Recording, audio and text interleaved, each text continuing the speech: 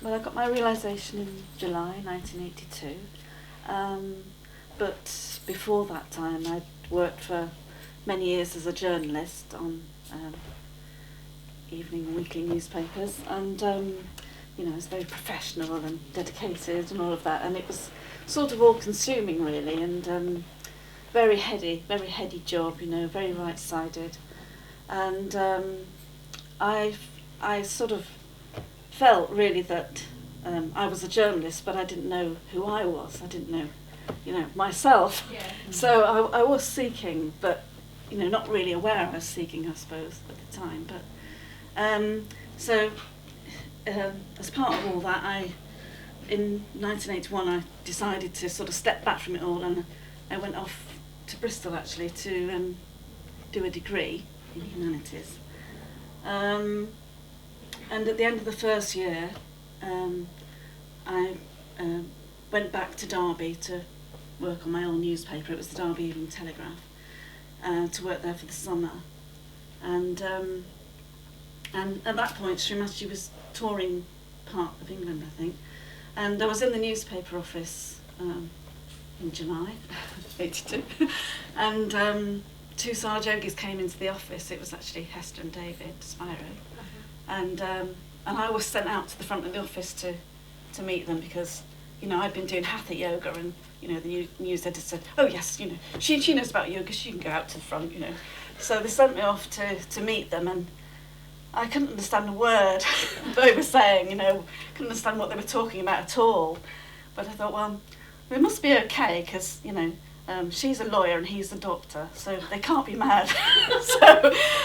So you know, if I'm going to write an article about this Sahaja Yoga and about Shri Mataji coming to Derby, then I'm going to have to go to this meeting, you know, with Shri Mataji is coming.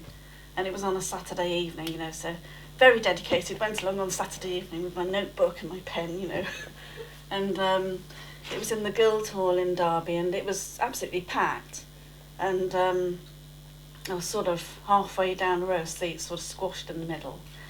And I remember Shri Mataji came on the stage, and at that point I was aware of like a flame rising up in me, but, you know, just sort of in my awareness thinking, this is rather odd, you know, sort of like a warm flame. And Shri Mataji gave her talk, and I don't remember much about it other than she said England was the heart of the universe, and, you know, I thought, wow, that sounds really interesting, you know.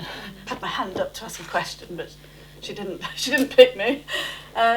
But anyway, and then she said, and now we'll have the experience of realisation, you know. And I thought, oh, I'm not doing this, you know, I've come here to report on this sort of thing. And I looked to see if I could get out of the room, actually, you know, because I thought, you know, I've never done anything like that before, and wasn't really interested in meditation or anything like that. I was interested in politics and all that kind of thing. But I couldn't get out of the room. It was so packed, and I was stuck in the middle of this row. And I remember thinking to myself, oh, well, I've never done anything like this before, but okay, I'll just do it this once, you know. And sort of putting my hands out. I'm really not feeling very much in my hands, but one of the Sahaja Yogis came behind me and obviously noticed I had a notebook and a pen, and realised I was the local reporter, and took me up on the stage to meet Mother, and I was kneeling before her. So you were kneeling before her as a reporter? Yeah. Okay. Yeah, and she took my right hand, and she was doing the sign of the cross on my right hand. It's very emotional, this. I don't think you're gonna. It strips you You down. don't think it's gonna sort of, you know, thank you, but it does.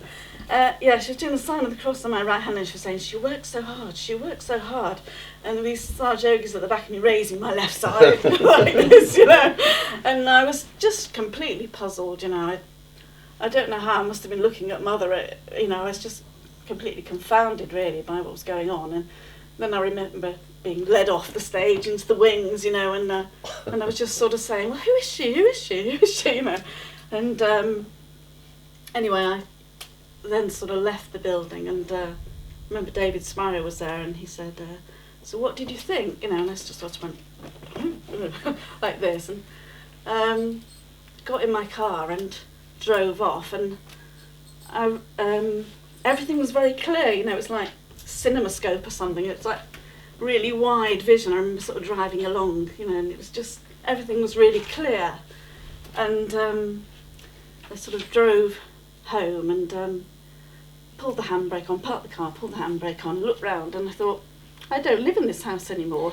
And I'd been completely thoughtless and had actually driven to the house where I used to live, because out of habit, you know, and I'd actually been staying in a different place with a friend. So I sort of looked around and thought, no, I don't live here anymore. And it was at that point I realised that, you know, something had happened here, and I'd been completely thoughtless. So, and then I drove to where I was staying. It was actually Pat Layden's house, and there was a party going on. And I remember walking into this party and telling everyone about this evening I'd had and all these people and about Shri Mataji, and Pat said, oh, I'll do that, and she went along to the meeting the next night actually, and she is a Sahaja Yogi now, so we came together actually. But yeah, so, and then I did write an article for the Derby Evening Telegraph about Mother. They published a big picture of Mother in the paper. Copy of it? I probably have actually, yeah.